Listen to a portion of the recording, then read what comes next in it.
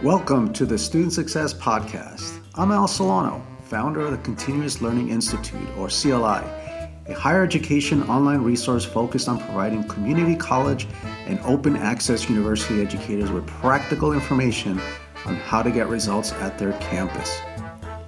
As a resource within CLI, the Student Success Podcast is focused on just that, the challenges, opportunities, failures, and successes of practices intended to improve student success and equity. The goal is to leave you with thought-provoking ideas, nuts and bolts information, and or lessons learned from the field so you can consider how you might apply them to your institutional context.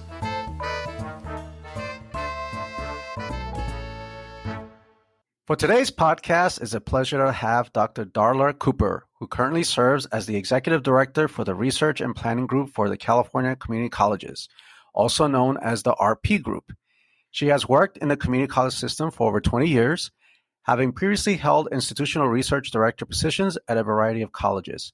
She led Student Success Redefined, a landmark research project that examined what supports student success, and co-directed Through the Gate, a research study that examined what happens with students who appear to transfer but do not. Dr. Cooper has extensive experience serving as an external evaluator for several federal and private foundation grants and has worked on various other projects designed to promote student success, including the Aspen Prize for Community College Excellence and the American Association of Community Colleges Pathways Project. Welcome to the Student Success Podcast again, Darla. So nice to have you back. Nice to be back. Thanks for having me. So in the last episode, we focused on Student Success Redefined. By the way, is one of the most downloaded episodes. People loved you. And in that episode, you alluded to a study on African-American students. And I said, boy, as soon as that's done, I got to have you back. And so thank you. That'll be the focus of today. But before we get to that, I like to do with all guests. Is there something that you wouldn't mind sharing outside of work? Since the pandemic, there's been so many shows available and so many streaming services. Is there something that you picked up or liked, or something around sports or a hobby, a talent you picked up, anything that you wouldn't mind sharing? I have answers to all of those, but that's not what this podcast is about. So I guess I should just pick one. I will quickly say I did become a better cook as a result of the pandemic, since we weren't really going out and I didn't want to spend all the money on ordering food. So it kind of forced me and gave me the time and the opportunity. So I'm much more comfortable in the kitchen and, act like I know what I'm doing. We'll see. But that's fun. But as far as something I picked up during the pandemic, and I'm still, I guess, picking it up, if that's the right way to say it, is towards the beginning, after the shutdown, there was not a lot on television.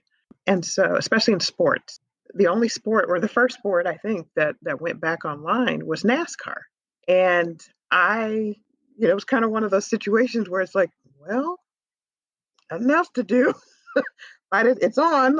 Let's see what it's about. And so I've been watching it ever since. So I guess that's going on 3 years of watching it and having to kind of learn as I go. There's not, they kind of run these things obviously as if you know what's going on, and I didn't.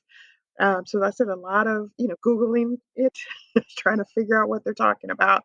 Watching, I found this show that I watch, which is where they talk about the race, like after the race and what happened. And so I learned a lot from that. But it's really interesting. It's very different in a lot of ways from the sports I'm used to watching, like football and basketball, and this concept of teams, and you have these drivers, and again, the joke is always that how complicated can it be? They're just driving in circles.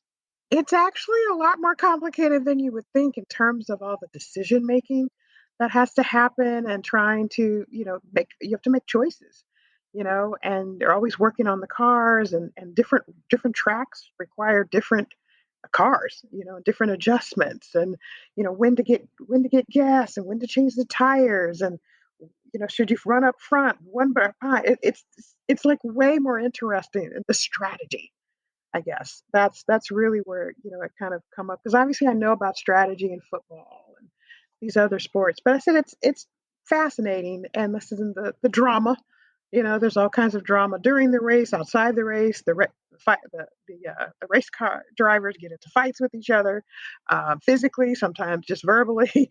it's very it's very interesting to watch. And so I'm still doing it, still watching it, even after the pandemic. And I actually even went to a race in person, and that was super fun.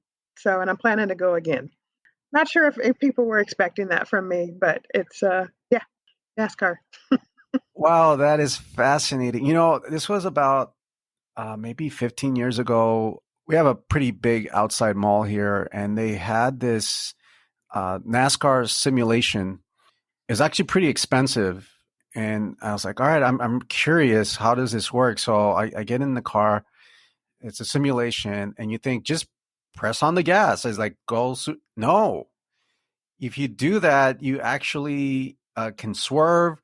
And so there's a science to an art and a science to how much pressure, and then the turns were crazy. Mhm. Obviously, it wasn't the real thing, but just the simulation alone gave me a new respect for it. So that's fascinating that you watch that. They can actually use a bit more diversity in that sport, but yeah, nonetheless, it is fascinating. Yeah. Well, I said I've actually in the time that I've been watching it, I've seen some, that's when they started banning the Confederate flag at their events. I see an effort to recognize. I mean, they recognize Black History Month, Hispanic Heritage Month, LGBT Pride Month, all these things where you're kind of going, really? Okay.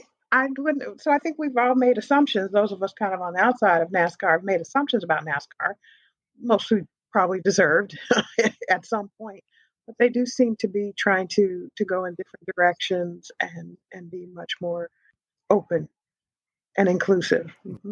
So it's fascinating. That's great. I love that. Thank you for sharing that. That's Sure. awesome.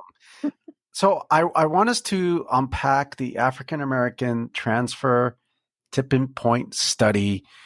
Love to know the purpose of it, a little bit of the methodology, and then the findings. What are the findings, and what can we do with them? Sure. Well, this study actually is kind of, if we were talking about television, this is kind of like a spinoff of our previous study Through the Gate. And so that study looked at students who had completed all or most of their transfer requirements, but had not transferred. And we wanted to kind of dig into that and find out, well, why would students spend all that time, money, energy, and not go on to the next stage? Because transfer is not the goal. Transfer is a means to an end. The goal, in this case, is the bachelor's degree, if not further. So anyway, when we were doing that study, one of the findings was that when we were focusing on this group of students who completed all or most of their transfer requirements. So when we were just looking at that group and we disaggregated by race, what we found was that African American students were the most likely to transfer in that group. Now, again, if you broaden that out to kind of freshmen, right, first time in college students, and then track them for, up to 6 years, no, African Americans are not the most likely to transfer in that case. So something's happening between when they start and when they get to this milestone of like 60 transferable units, right? So something's going on in there. And that's really where the African American transfer tipping point study came from, is trying to uncover what's going on, what makes a student more or less likely to get to transfer. And so that's where it all started, was just trying to figure that out. And so the new study is really trying to unpack what those factors are that either facilitate or hinder a student's chances of getting to transfer, and then trying to figure out what can institutions do, obviously, to try to make that happen. So that's kind of, again, we're the foundation for it. The methodology, is, we started by looking at the extant data, the data that's already, the administrative data, the data that's already in the system, looking at students, demographics, their course taking, whether they participated in different programs, if they were on financial aid. There's a very long list of factors, that we looked at. And that's where we started. And that's kind of where we started pretty much for the Through the Gate study, is let's look at the data we have about who, which students are making it to transfer and which ones, are stopping. And so we started with that similar approach, but again, focusing on our African American population. And again, trying to figure out what's going on, who's not making it, who is making it. So we did that and we got the results. And originally, our plan was to, do some interviews and some focus groups as kind of another phase, of the work to get a little more insight broadly. But once we got the results from the quantitative study, we decided that we actually needed to talk to people now. We needed to have them help us unpack these findings because and I'll obviously be sharing those shortly. But when we got them, we were like, okay, but why? Why is this a factor? What's behind this, under this, next to this kind of thing? So we moved the sequence around a little bit and ended up talking to students and practitioners at colleges where, again, when we looked at the data, they seem to have, I guess, higher than average, maybe, or transfer rates among their Black students compared to other colleges throughout the state. So who was kind of on that higher end of showing success with their Black students transferring. So we wanted to talk to, again, the students and the practitioners at those schools to say, what are you doing? Why do why are your data like this? Why are you having, this success? And then what we've done and what we just released, and we had the webinar this week, was to share those two pieces. So what we found in the quantitative data, and then what we heard from the students and practitioners about kind of an interpretation, so to speak, or contextualizing those findings. Our next step, which is going to start next week or the week after, is now we want to, now that we've gotten all this information, the final phase of the study is to conduct a statewide survey of our Black students and asking them, again, based on what we learned, in these first two pieces, to see what's the landscape, across the state. So we're really hoping for some wide participation of Black students across the state at all different kinds of colleges. And because obviously it matters, where you go to college and how you feel at that college, and whether you feel welcome and whether you belong and see people who look like you and things of that nature. That's more or less the methodology. I'll pause and see if you have questions or you want me to get right into the findings. No, I'm good. Please continue. So what we were looking at, again, was trying to figure out how do students get to that, what we call near the gate status, which is that 60 transferable units piece. And we're trying to predict what are those factors that helps a student get to that milestone. Well, because that milestone is based on completing units, then obviously the biggest factor to completing units is completing units, meaning, you don't get to 60 units before you get to 45. And then before 45 is 30, and before 30 there's 15. So each of those milestones predicts whether you get to 60. So that makes sense, that completing units affects completing units. Okay, so when we kind of said, all right, that's fine, that's a kind of an obvious thing, push that aside. How do we predict whether they complete these different milestones, and what are the factors that do that?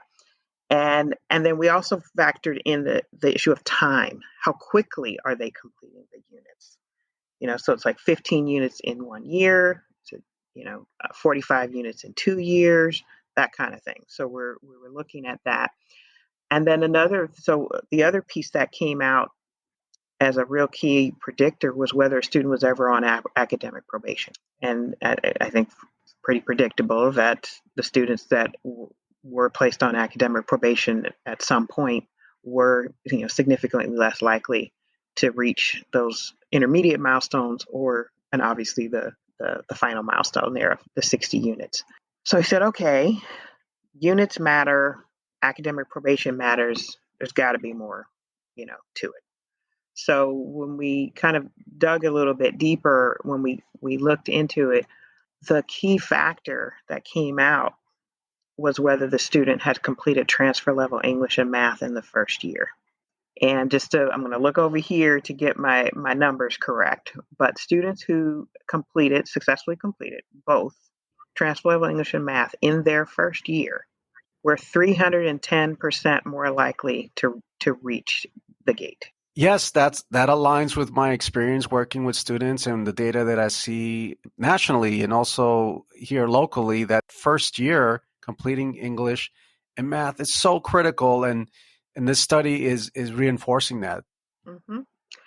And then, so of course, we did look at math and English separately, and meaning that we looked at students who had math but not English, or English and not math. And math was, if you had completed a transfer level math but not English, again, in the first year, your chances were 160% more likely. And by the way, this is a comparison to other African American students who did not complete. Right, so that's the comparison group. So we're comparing within the African American student population, those who did complete, those who didn't complete. So everything I'm about to say is just keep that in mind, that is the comparison. So again, if you completed math but not English in your first year, 160% more likely. If you completed English and not math, 70% more likely. If you saw a counselor, 60% more likely. If you participated in the wonderful Emoja program, 20% more likely. Now, we did find some negative, some things that hindered students' progress or chances of getting there. As I mentioned, probation is on that, but I'm going to save that one. So if you have come from a low income background, 20% less likely. If you are receiving services from DSPS, the Disabled Student Services Programs and Services, 20% less likely. If you were ever put on academic probation, 70% less likely. Fascinating. Mm-hmm. So these were the findings that what I mentioned is we went out and asked, again, the students and the practitioners, why? Why does that matter? What about that matters? So kind of starting with counseling, what we heard from these students was that, and these were students in the Emoja program, which means that they had access to like a dedicated counselor. But before they were in the Emoja program, they had seen like general counselors, and again, what these particular students told us was that they didn't see themselves in the general counseling area. They didn't see themselves in transfer, and that went beyond like there weren't any Black people who worked there, and that was part of it. But in terms of like the colleges that they would be interested in, someone who understood where they were coming from, the challenges that they have, the goals that they have, they just didn't see themselves in those places the way they saw themselves in Emoja. And EOPS, they also called out EOPS as another place where they felt really supported and seen and valued and heard. Once they got connected with those programs, the counseling really kind of, in terms of that impact, really made a difference for them. So there's 60% more likely Mm-hmm. to complete if they saw a counselor, and 20% more likely if they were in the Emoja program. Is the counseling piece already baked into the Emoja, or are those two things separate? Well, they're separate, but they overlap because counseling is usually a part of the Emoja program. But obviously, a lot of students are still seeing a counselor who are not in the Emoja program. Plus, there are colleges that don't have Emoja programs as well. Okay, so it overlaps, because I was wondering, I thought it would be flipped, that it would be 20% more likely that they would succeed because they saw a counselor, and 60% more because they were in Emoja, but there's some overlap. Got it. Mm-hmm. We asked them, I mean, some of this was kind of obvious, but what specifically about probation might be challenging, for students and really kind of getting them off course. And what was really interesting about, in terms of and this is where we found it was interesting to see the differences in terms of how students viewed probation and how the practitioners, educators viewed probation. So the students, they use the word devastating, that feeling, that the college had abandoned them, that given up on them. They were being punished in some way. No one ever asked them why they were on probation. They really equated it to the criminal justice version of probation, and that you lose privileges, you lose benefits. when you're on probation in the criminal justice system, and they've basically done the same thing here in academics because your financial aid is in question. You have to go see a counselor. To them, it sounds a lot like being on probation or parole. And so it just leaves this very negative feeling. Again, the counter to that, when we talk to the practitioners, they saw probation as an intervention. To, okay, you struggled. We're going to make you come see a counselor. We're going to make you go to tutoring, or whatever the program is. It's a safety net. It's a fail safe. It's a way to catch the students before they dig themselves, into a hole academically that they can almost never get out of. And so it was just interesting to see those two takes on the same thing and how much perspective matters. But I said that just that connection, the just thinking about our words, and the use of that term probation, and understanding what that term. Students talked about how it was triggering. Just that term is triggering, especially if they've been criminal justice impacted, right? If they're been impacted by that system, when they hear the word probation, a lot of negative feelings and connotations come up.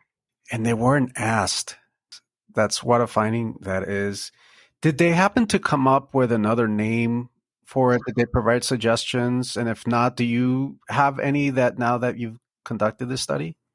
Well, it was interesting. We actually at the webinar kind of did a little crowdsourcing and said, if you have an idea or you've seen something, put it in the Q&A. So we've actually have a list, which I of course don't have in front of me, but I'm hoping that we'll get it together and put it on the website to share.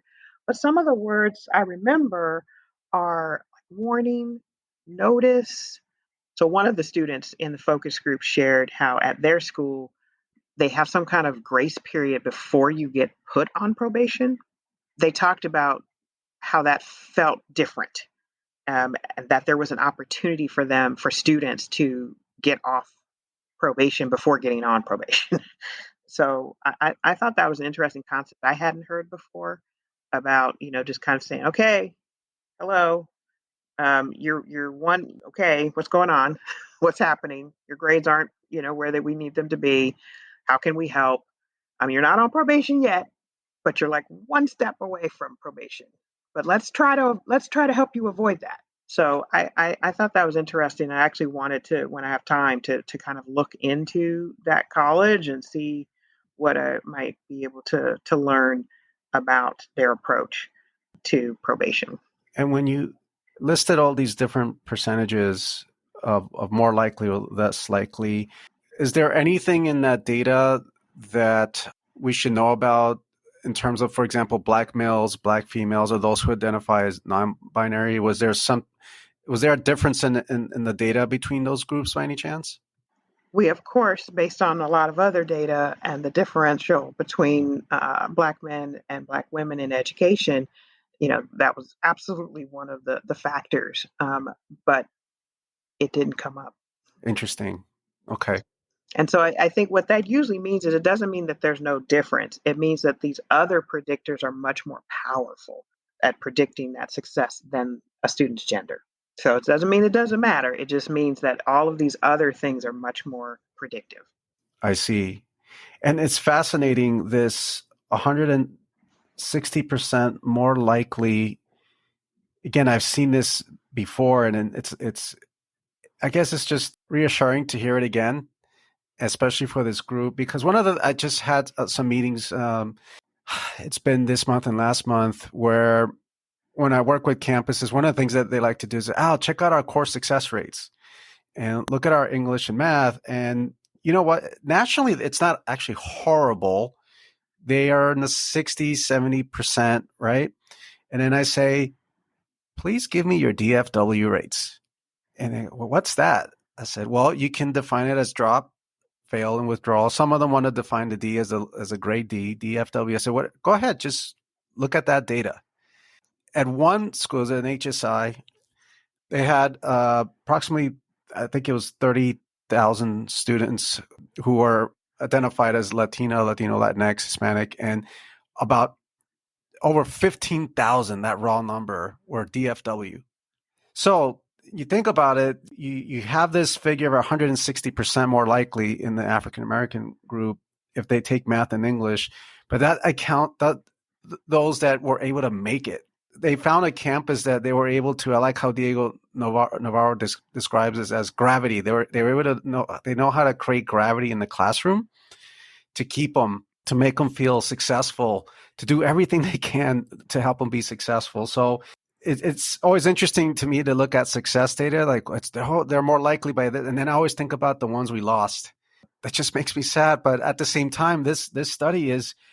I love that you have these different percentages. And so my next question is, and I know you just started to talk about this. What do you think are some implications, some recommendations that practitioners now, as they take this information, and what do you think that they can actually implement? Not talk about, not plan, and plan to plan, and talk more, and talk and discuss, but what actions do you think they can take? Well, I think we're still formulating some of that, and once we get the survey data, I think that will solidify. I mean, the first one that came to mind is you got to look at probation. Not just and changing the name alone is not sufficient. You need to look at your process and the key that or the thing that you keyed in on, which was nobody asked me why I was on probation.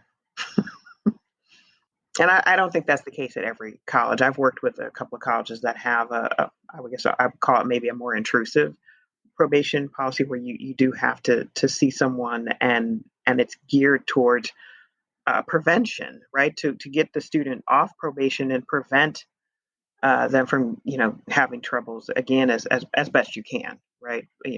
Looking at those kinds of things. I think, like I said, the report has, or I should say, the brief number 3 has some of the recommendations that we got from the students and the practitioners about what colleges can do. A lot of it, it's hiring more Black faculty, in particular, counseling and instructional. So I personally think that colleges need to have faculty and staff go through trauma-informed, whether it's counseling or just understanding the trauma that a lot of our students, obviously not just our Black students, are coming to campus with.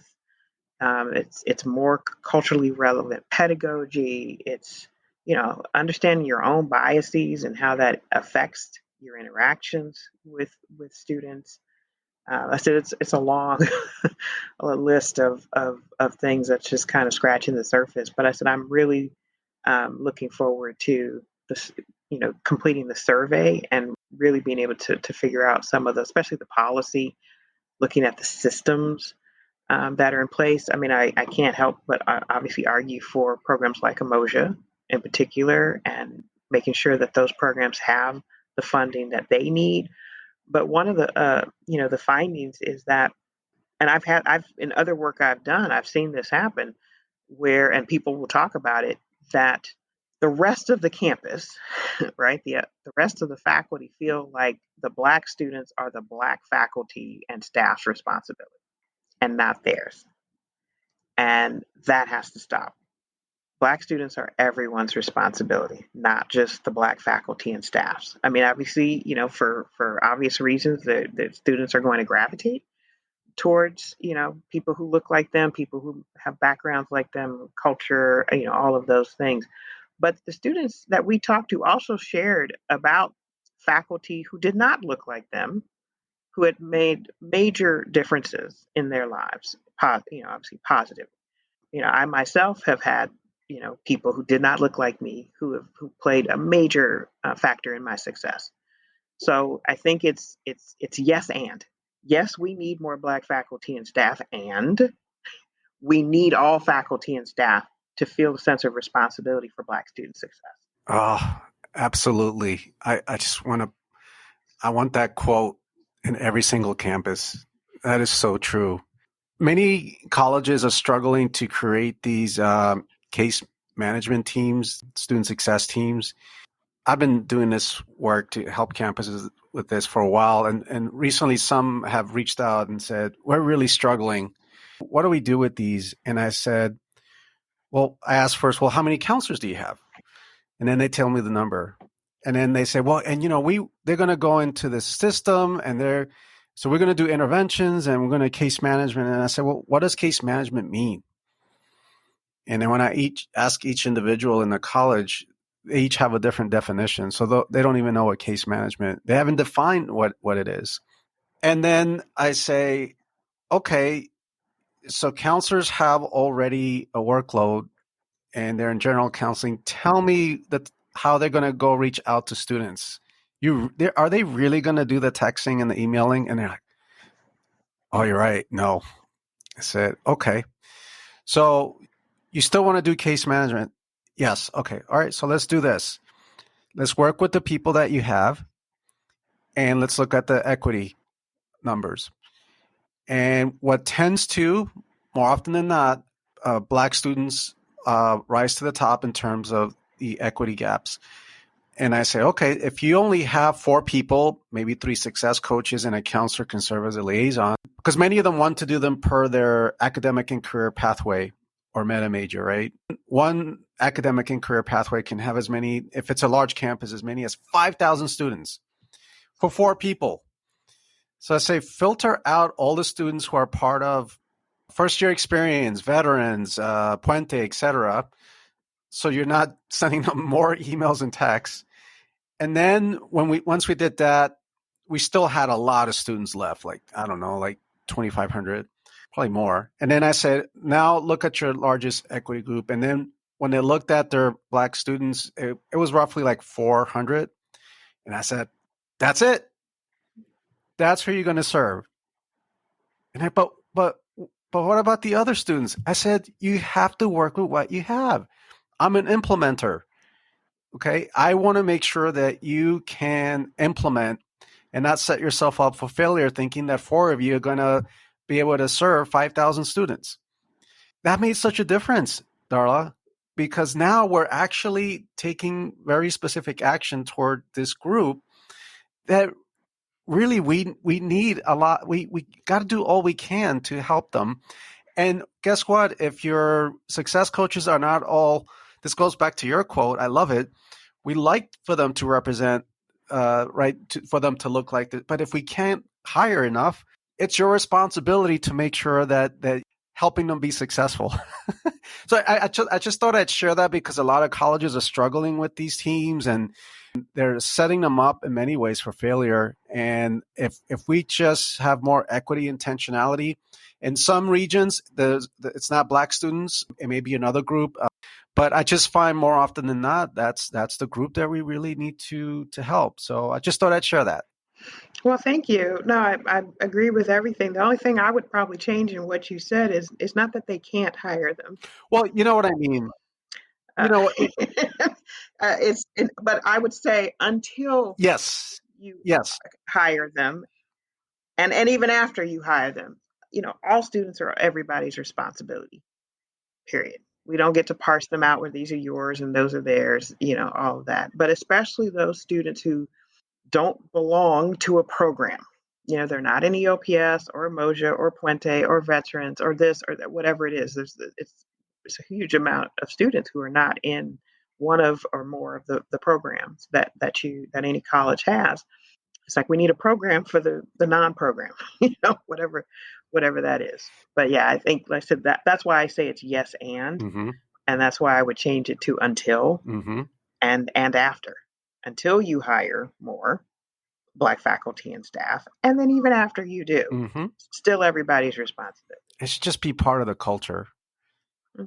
I want to ask you about another population. I was wondering if you have more to share, the student voice from the DSPS students, because if they're supposed to receive extra support and help, it's interesting that it's not 20% more likely, but it's 20% less likely for them to complete. Did any students unpack what it is that they're experiencing in that program that may be hindering them from succeeding?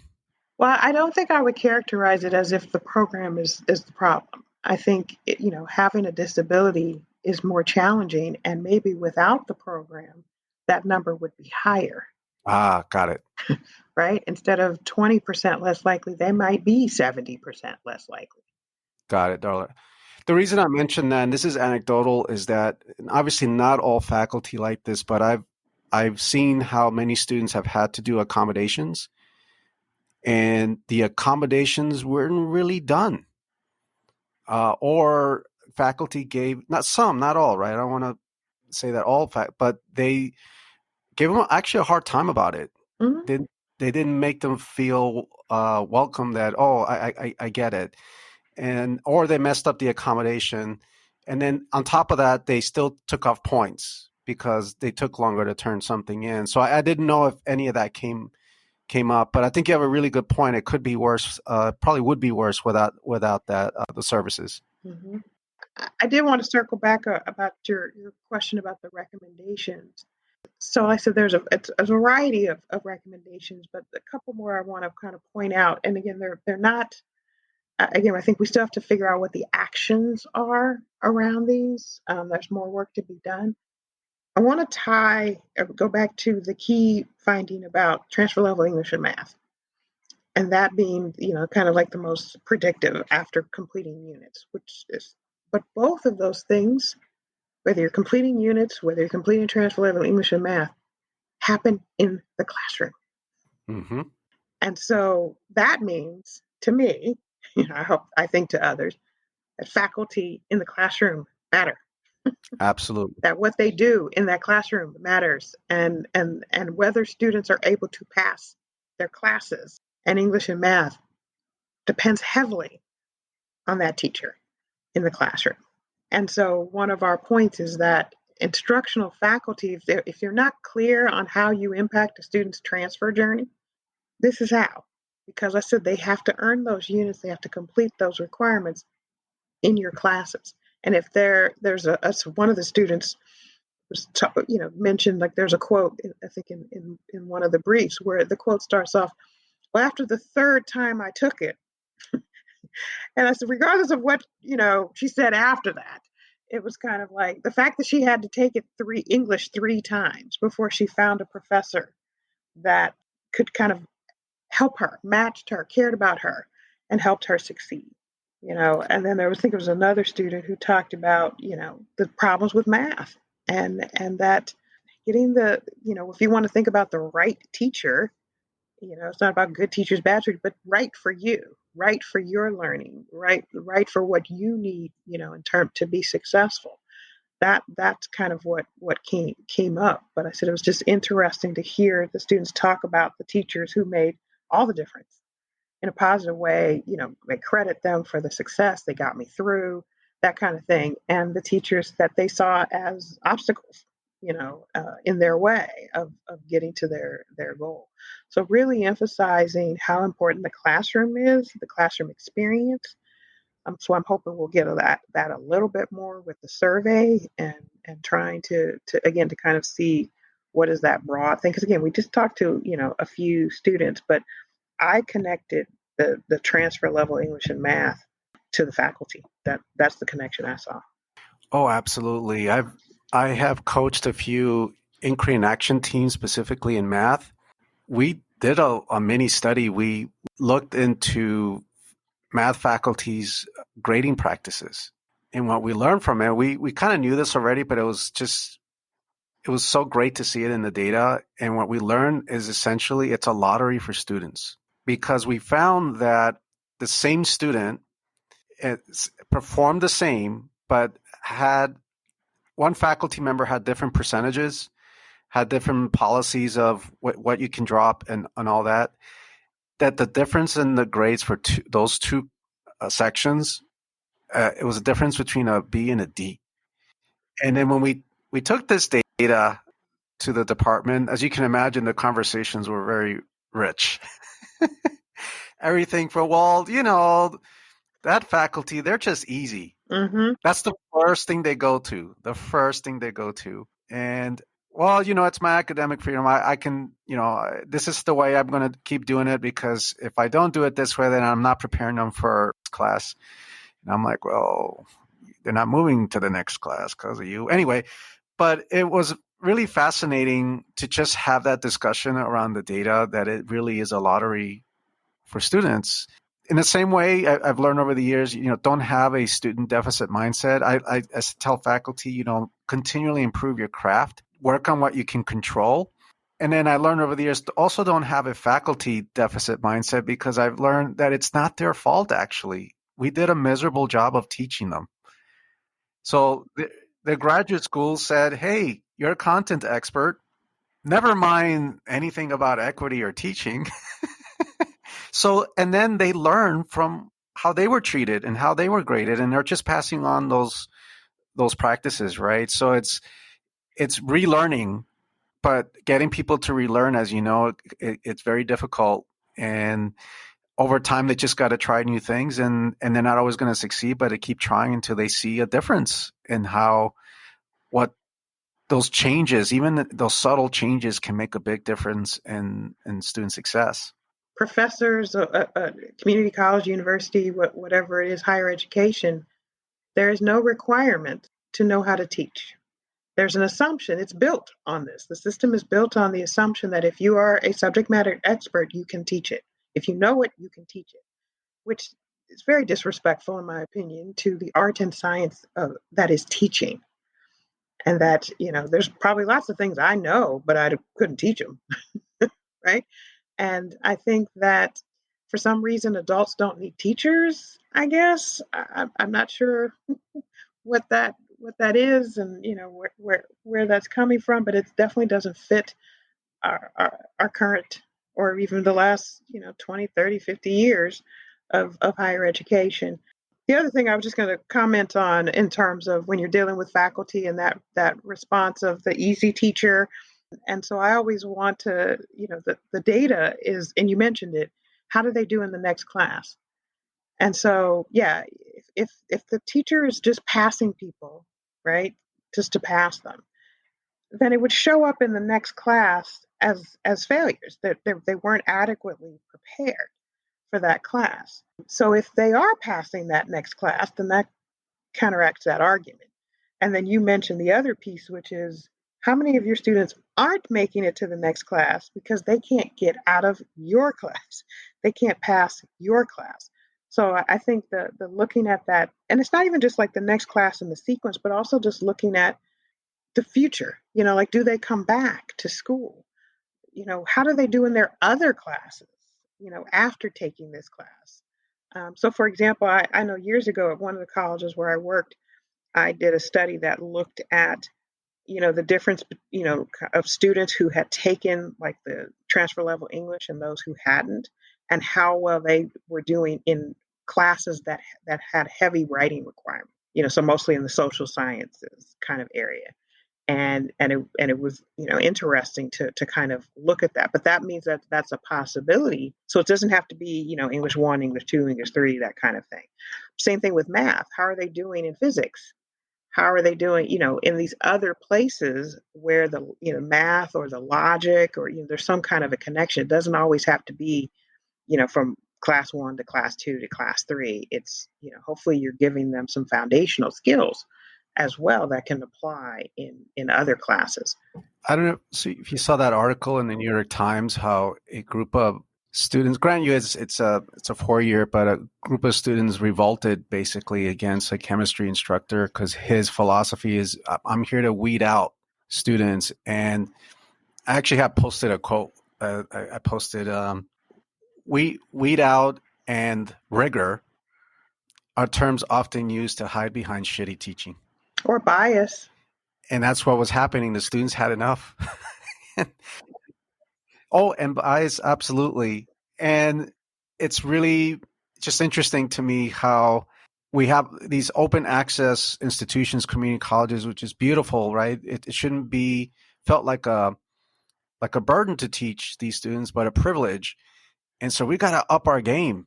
And it's that shift from external attribution still that I see a lot of, well, they didn't come from this background, or their high school didn't do this, and still that shift to internal attributions of what we have control over and how can I change my practice. I just had a meeting today. We had an English team actually, and we talked about, gosh, how about we don't make the final paper the last 2 weeks of class?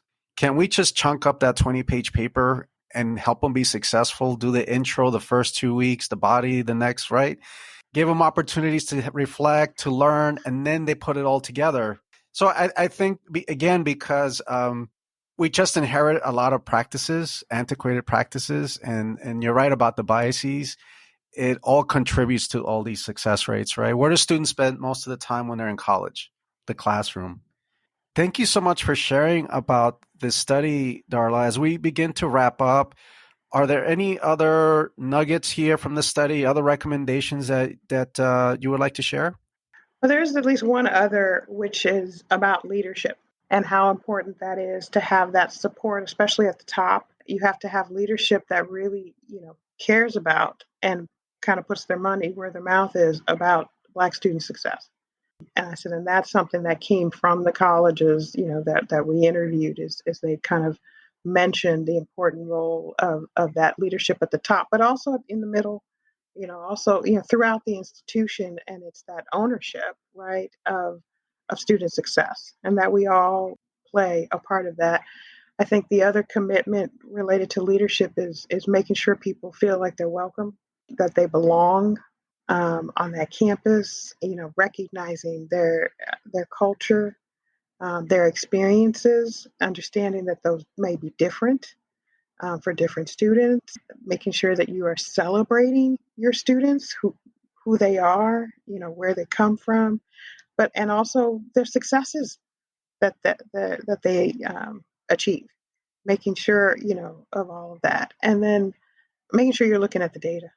We've talked, a lot about that, and disaggregating the data, and disaggregating it down to a classroom level, looking at it in departments and divisions and programs, and all of these things, that making sure that data are a part of this, so that you understand what's going on with these students. And the last thing I would say is talk to them, find out about their experiences, whether that's doing focus groups or some other means to find out make sure you understand on some level, or you have knowledge on some level of what the Black students' experience is on your campus.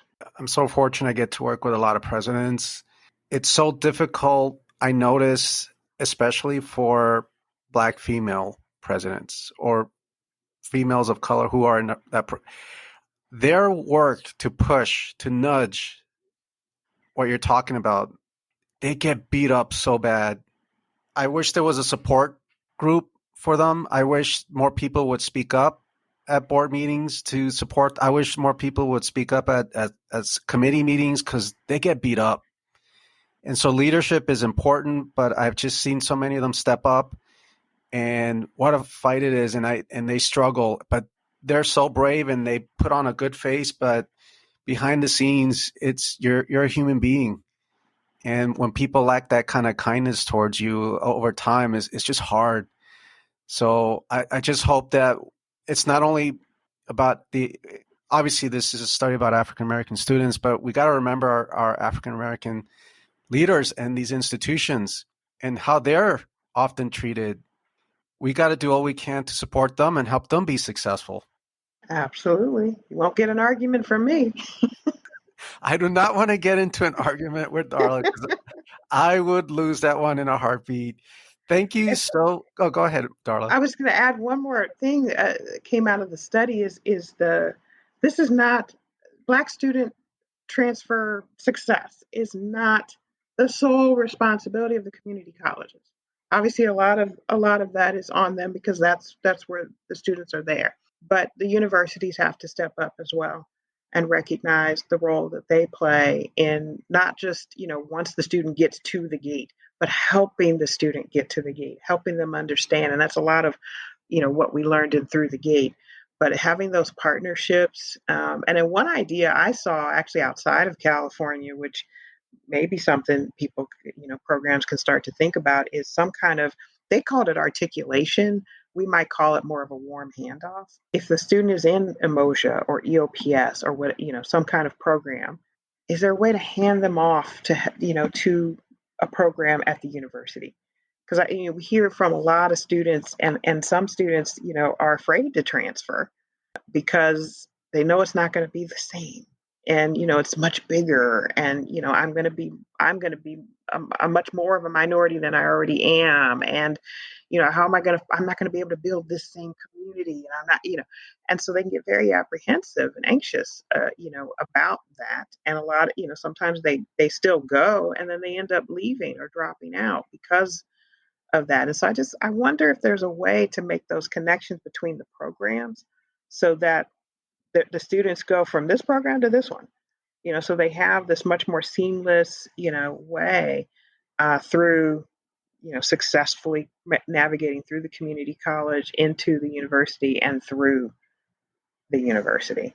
So I said I thought that was an interesting concept of how they were men of color programs, at one at the community college and one, at the university, and that those two programs had connected to each other, and that was helping their students navigate through. Oh, definitely add that as a recommendation. Get the word. I love that, Darla. And as I work with my colleges, I'm going to tell them about that. I think that's a wonderful idea to bring them together. It's always a pleasure to talk with you. I really value all your hard work. Your passion for students is just it's just so you ooze with it. Thank you so much. And I don't know, maybe when you have another, not maybe when you have another study, let's do a third episode. And I'm going to be curious if you're still watching NASCAR or if you moved on to something new. It's always a pleasure. Thank you so much for participating in the Student Success Podcast, Darla. Thank you so much, Al. It's always good to talk to you. Thank you for listening to the Student Success Podcast. Each episode has show notes, which include helpful links and necessary follow-up information to help you get results. Please consider subscribing to the Continuous Learning Institute website. There are no advertisements. It's simply updates about articles, tools, resources, podcasts, etc., all tailored for you, the practitioner. Thank you.